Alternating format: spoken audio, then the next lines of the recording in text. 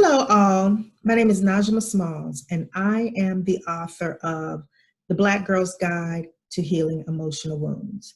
I wanted to chat with you all today about unhealed emotional trauma and how it can show up in your relationships. And I am going to be specifically speaking about marriage, but this can be, um, we unhealed emotional trauma can impact all relationships. Um, so let's start off by defining trauma.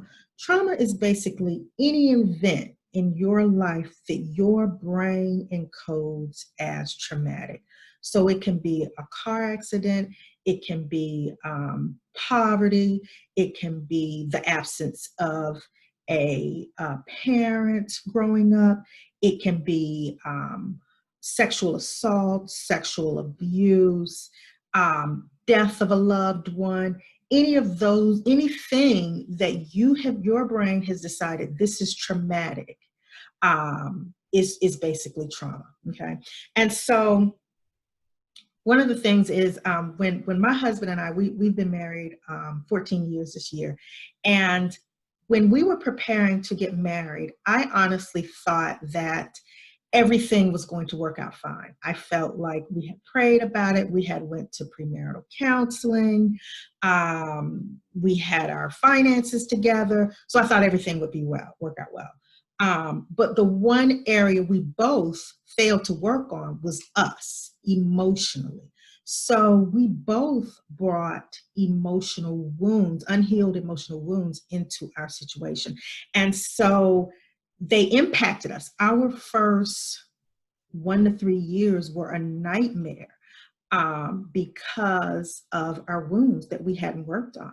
So, and I want to talk about one in specifically that affected us on my end was defensiveness. I was a very defensive person, particularly when we got married. And I prided myself on being defensive. I was quick to react. Anyone that said anything to me that I didn't like or I perceived as a threat, my fight or flight response went up. And I fought. I was ready with my words, with my mouth. And I did that with my husband. So it caused us a lot of bickering and a lot of arguing. And in order for us to fight through it, I had to work on myself, and I'm a firm believer that in a marriage, typically it's both of you that have something that you need to work on if you're having a problem. So I looked in myself and I started to listen to what was upsetting him. And he said, like, you're always defensive.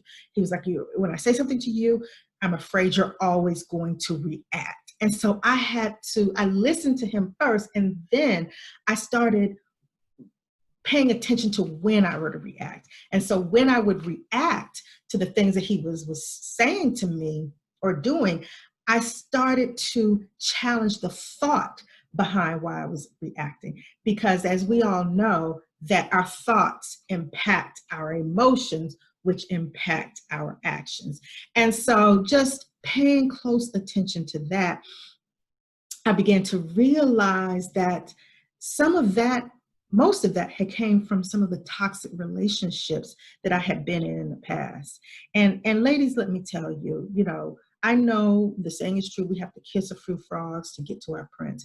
But the situation with me was I had kissed frogs. And so when my prince arrived, I didn't know how to treat a prince because I was used to the frog behavior. So I had to really address those issues and go back and unpeel the hurt that I had experienced in those very toxic relationships and take out the behavior. It was toxic learned behavior that I was emulating and sabotaging my marriage. And so I really had to sit down and really think and really journal and just challenge my thoughts behind all of that.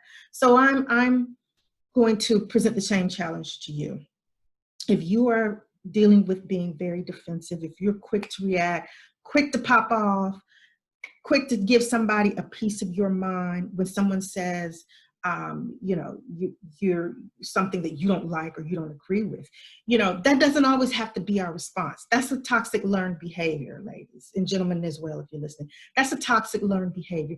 But we have the power today to correct that. We no longer have to self-sabotage our relationships. So I'm going to challenge you to listen to them, especially if it's someone in your life that you value and care about.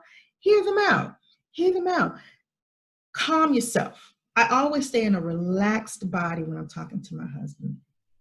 We don't have a problem with the defensiveness anymore, but I've learned to stay in a relaxed body when I'm talking to him. And I challenge my thoughts whenever.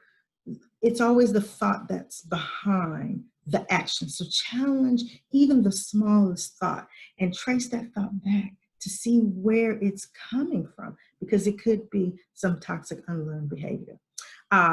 If you want to hear more, again, I wrote the book, The Black Girl's Guide to Healing Emotional Wounds. It's on all of the major channels, Amazon, Barnes and Nobles, Books A Million, and so on. Thank you. And you can also find me on my website, NijiamaSmalls.com. Thanks.